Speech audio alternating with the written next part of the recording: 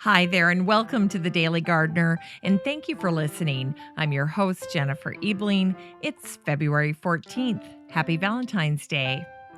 Today, we'll celebrate one of Britain's great explorers and the very first apple parer. We'll learn about the wonderful willow, and we'll celebrate the very first field trip of the Philadelphia Botanical Club, which happened 128 years ago today. Today's unearthed words feature poems from the author of Anne of Green Gables. And we grow that garden library with a book that essentially offers an herb seasoning masterclass in between its pages. I'll talk about a garden item that comes in handy for gifting natural elements from the garden, along with a whole host of other uses. And then we'll wrap things up with the story of a woman who married a botanist and then wrote about her adventures with him. But first, let's catch up on a few recent events. Here's today's curated articles. First up is a post from Joyous Garden, Nell Foster, and it was called 10 Ideas for What to Do with Broken Plant Pots. This post caught my attention because I actually have a basket in the garden where I put all of my broken pot pieces, and then when I need them, I know where to find them because I love finding new uses for old items. And Nell features 10 wonderful ideas, and I guarantee you at least one of them will strike your fancy. So, whether you nestle it, fill it with herbs, stack it, lay it sideways, create a layered planting. I loved the image that Nell found for this idea. Or add cactus or succulents. The options are endless. If you're looking for inspiration for what to do with your broken pots, you've got to check out this post. If you'd like to read it in the Facebook group for the show, just search for the word broken when you're in the group, and this post will pop right up. Then next up was a post called The 10 Benefits of Growing Chives.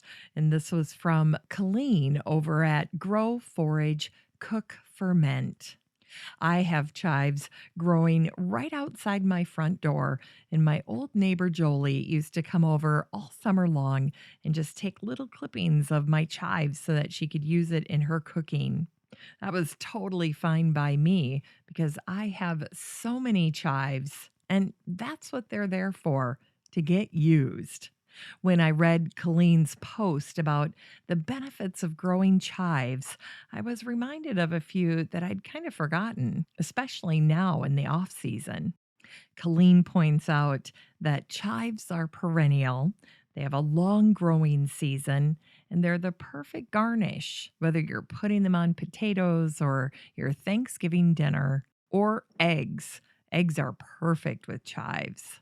From a gardener standpoint, chives are great because they attract pollinators and they have edible blossoms in addition to tasty greens. And Colleen reminded me that chives are high in vitamin K and vitamin A. Now, if you'd like to check out all 10 benefits of growing chives in Colleen's post, just search for the word chive in the Facebook group for the show, and Colleen's post will be right there for you to read in detail. Now, if you'd like to check out any of the articles that I curate for you and share on the show, you can do so easily by joining the free Facebook group for the show. It's called the Daily Gardener Community. And to join, it really couldn't be simpler. The next time you're in Facebook, all you have to do is remember to search for the Daily Gardener Community. Just head on up to the search bar, type that in, and then request to join. Then I'll get a notification on my phone. I'll admit you into the group, and it's just that simple. Then you're in, and all of the articles that I curate and handpick for you and for the show will just start to pop up in your Facebook feed. This means for you, there's no need to take notes or search for links to any of the articles that I mention on the show because I make sure to put them in the group. Now, if you'd like to share things with me or other listeners while you're in the group, that is totally fine. So, whether it's a garden poem or a garden article, or even pictures or questions from your own garden, all of that is fair game and fun for me. So, feel free to share away. Here is today's brevities. Today is the anniversary of the death of one of the great British explorers, and he commanded a vessel called the Endeavour, Captain James Cook, who died on this day in 1779. At the age of 26, Cook joined the Royal Navy, and he quickly drew attention to himself with his superior map making skills. Later, when Cook took command of his own ship, he was usually accompanied by artists, scientists, astronomers, and botanists like Joseph Banks, who accompanied Cook on the first successful voyage to Australia. A year later, Cook sailed again, but this time Banks would not be going. Instead, a German botanist would accompany him, Johann Reinhold Forster, and his son George. Captain Cook's death on this day in 1779 in Hawaii was gruesome. Angered when Hawaiian natives had stolen one of his cutter ships, Cook had ordered his men to seal off the bay.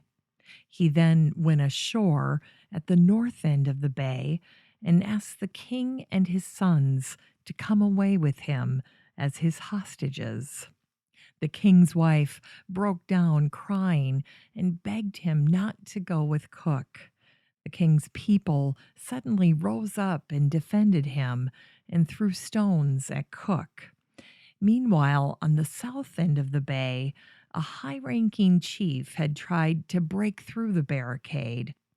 Cook's men shot the chief, and a battle started that swept up the bay just as Cook was attempting to leave the king.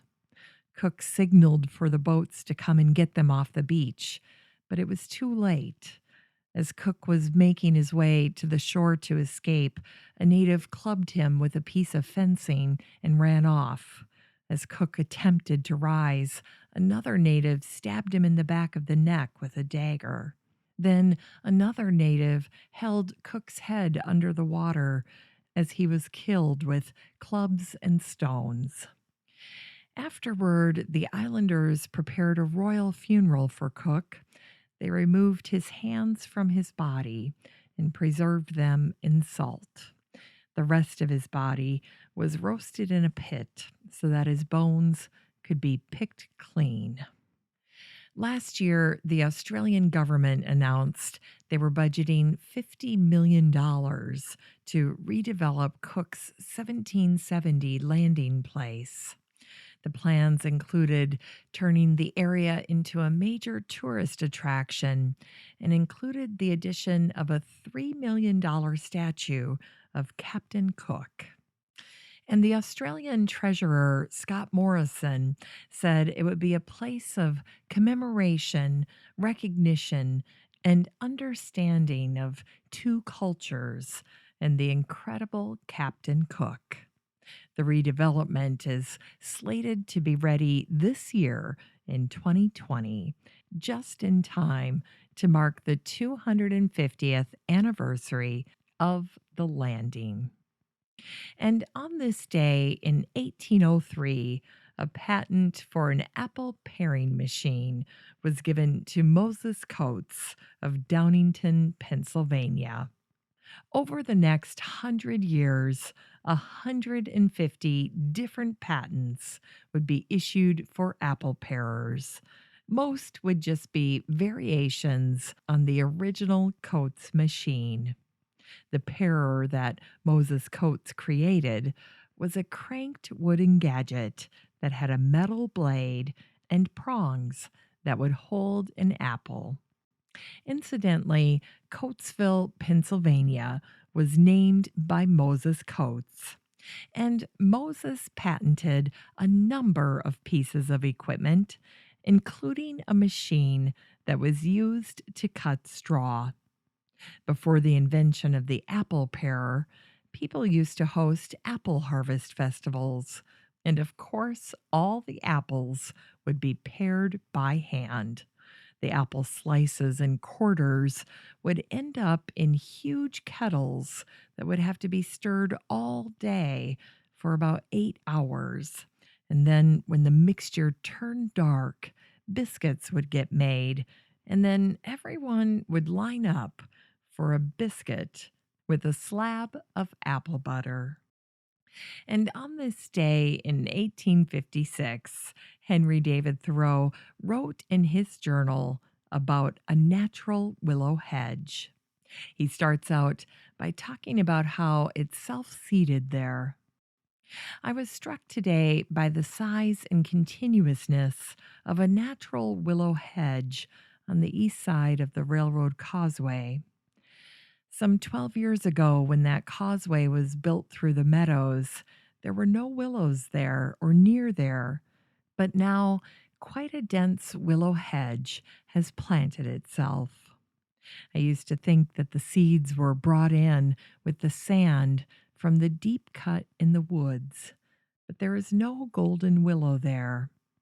Now I think that the seeds have been blown hither from a distance and lodged against the foot of the bank, just as the snowdrift accumulates there.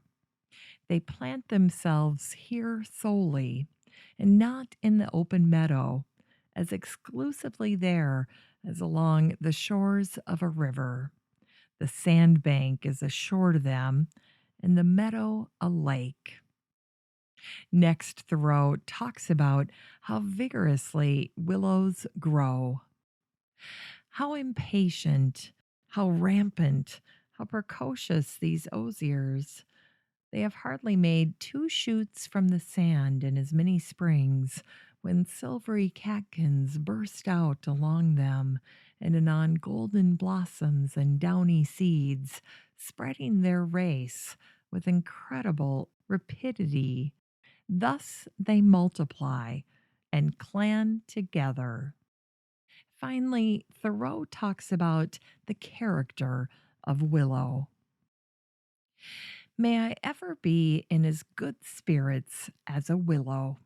How tenacious of life, how soon it gets over its hurts.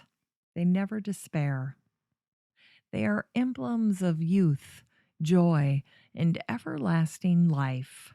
Scarcely is their growth restrained by winter, but their silvery down peeps forth in the warmest days in January. Well, there's no doubt Thoreau was a fan of willows. Willow trees are native to northern China. They can reproduce from seeds, broken twigs, or even leaves. And they are a speedy grower. Willows can grow 10 feet in a single year. In the spring, weeping willow's silver tinged green catkins appear on the branches. The fuzzy catkins either contain male or female flowers, depending on the sex of the tree.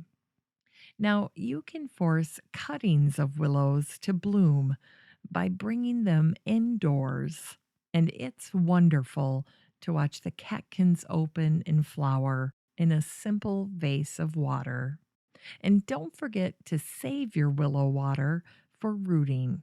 Willow water contains a natural rooting hormone, a mix of 50% fresh water and 50% willow water is an excellent solution to get cuttings to root. And today in 1892, the Philadelphia Botanical Club took its very first field trip to Bartram's Garden. In 1850, Andrew McCullough Eastwick An engineer and the inventor of the steam shovel bought the 46-acre Bartram estate from John Bartram's granddaughter, Anne Bartram Carr. Eastwick had banked a personal mint after building railroads for Tsar Nicholas I of Russia. Unlike the fate of many old homes, Eastwick decided not to tear down the existing Bartram house. Instead, he kept the Bartram family homestead as a memorial, building his own mansion beside Bartram's. He also made sure that the historic garden was kept intact, and he vowed never to harm, quote, one bush planted by the Bartrams. In 2015, Bartram's Garden in Philadelphia was designated a horticultural landmark by the American Society for Horticultural Science. The prestigious award selects locations based on their historical, scientific, environmental, or aesthetic value. The award was first presented to Monticello, home of President Thomas Jefferson, and other recipients include Longwood Gardens, the Missouri Botanical Garden, the New York Botanical Garden, the Arnold Arboretum, and the Fairchild Botanical Garden. In Unearthed Words, here are some wintry poems from the beloved author of Anne of Green Gables, Lucy Maud Montgomery. This first one's called The Garden in Winter. Frosty white and cold it lies underneath the fretful skies. Snowflakes flutter where the red banners of the poppies spread, and the drifts are wide and deep where the lilies fell asleep. But the sunsets over it throw flame-like splendor, lucent glow, and the moonshine makes it gleam like a wonderland of dream. And the sharp winds all the day pipe and whistle shrilly gay. Safe beneath the snowdrifts lie rainbow buds of by and by. In the long, sweet days of spring, music of bluebells shall ring, and its faintly golden cup many a primrose will hold up. Though the winds are keen and chill, roses' hearts are beating still, and the garden tranquilly dreams of happy hours to be. In the summer days of blue, all its dreamings will come true. Then here's her poem called A Winter Dawn. Above the marge of night, a star still shines, and on the frosty hills, the somber pines harbor an eerie wind that crooneth low over the glimmering wastes of virgin snow. Through the pale arch of the orient, the morn comes in a milk-white splendor, newly born.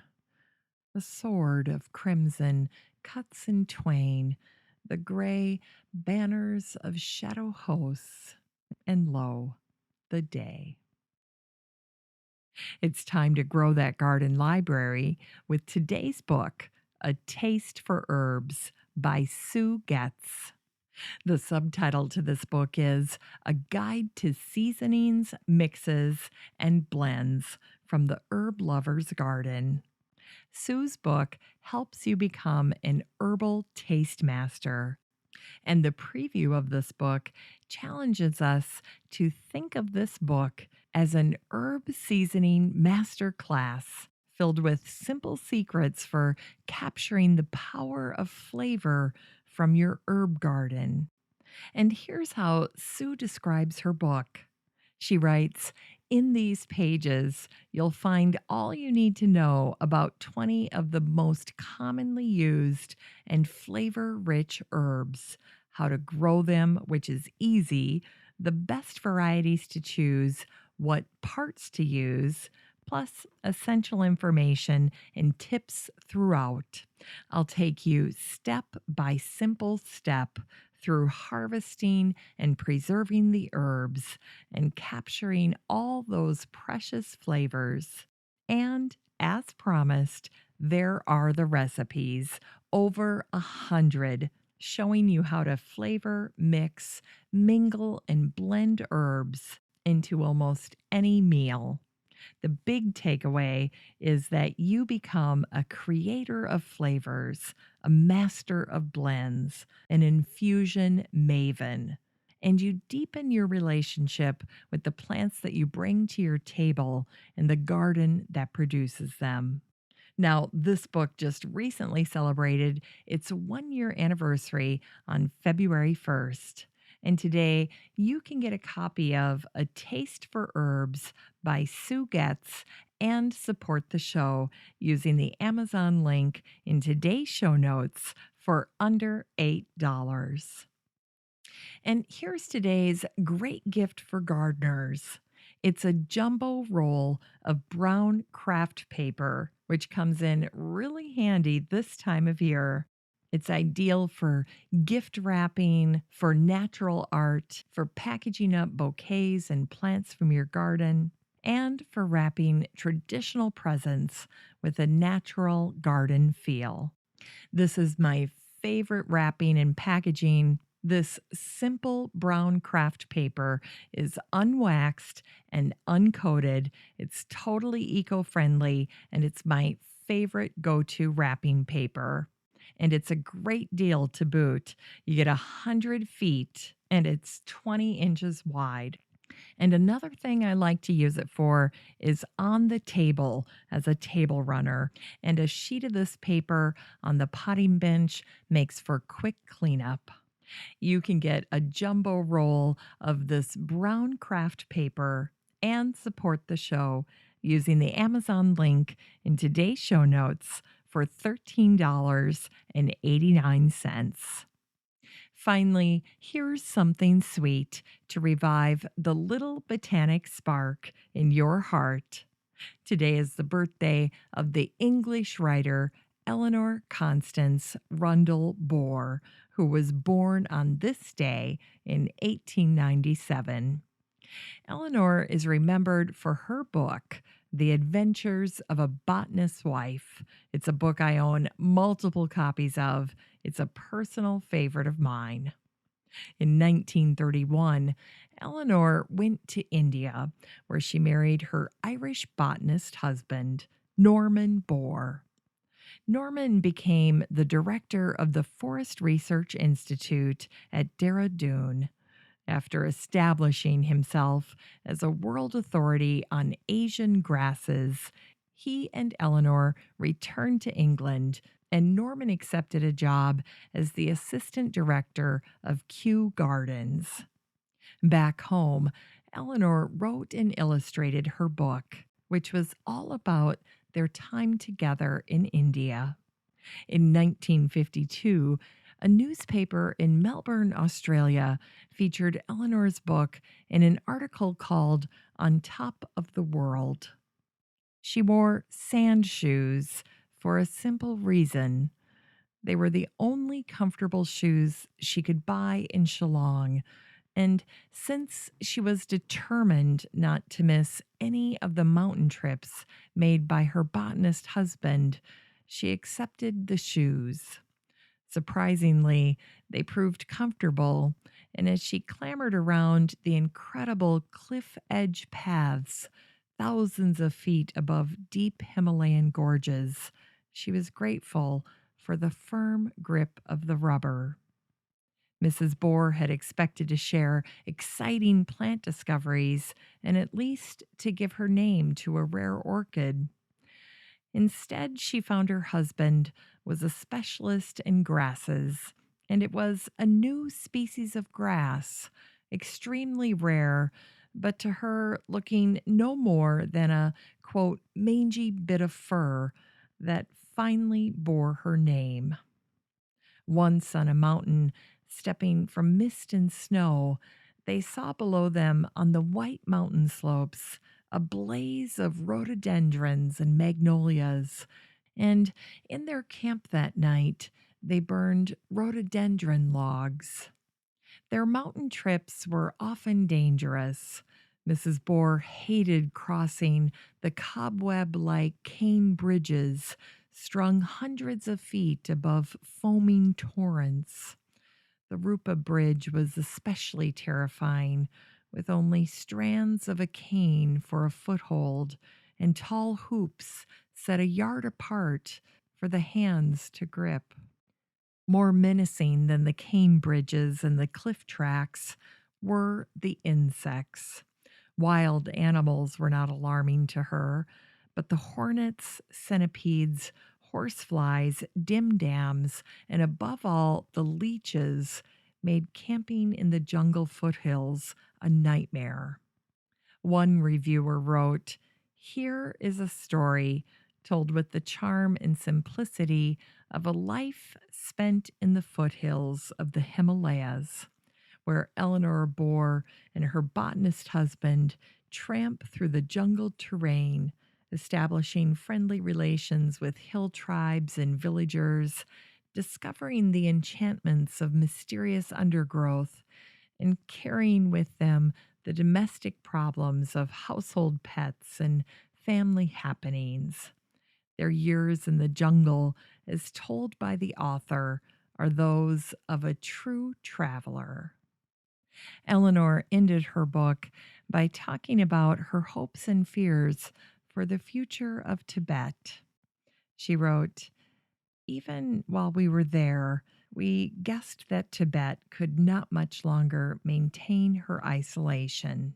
Now Tibet is to be set free from the tyranny of the Middle Ages. She is to be given the blessings of a civilization that knows by instinct the sort of person likely to poison a llama, a civilization that reaches higher than the highest mountains in the world, a civilization that reaches up, if not quite to the stars, at least as far as the dense cumulus of the newest kind of bomb. The highest plateau in the world is no longer safe from the rising tides of progress, tides that may yet submerge the people of Tibet as if their land lay once again beneath the ocean rocks from which the mountains rose." Thanks for listening to The Daily Gardener, and remember, for a happy, healthy life, garden every day. The Daily Gardener is produced weekdays in lovely Maple Grove, Minnesota. You can find complete show notes over at thedailygardener.org, and be sure to share the show with your garden friends. You can find The Daily Gardener on all your favorite social media: Instagram, Twitter, and Pinterest, and of course, Facebook. While you're over at Facebook, don't forget to join the Daily Gardener community. Just search for these 3 words, Daily Gardener Community. The group will pop right up, and then request to join. Finally, I want to thank my team at Podfly Productions, where my fabulous editor is Eric Begay. Have a great President's Day weekend, and I'll be back on Tuesday.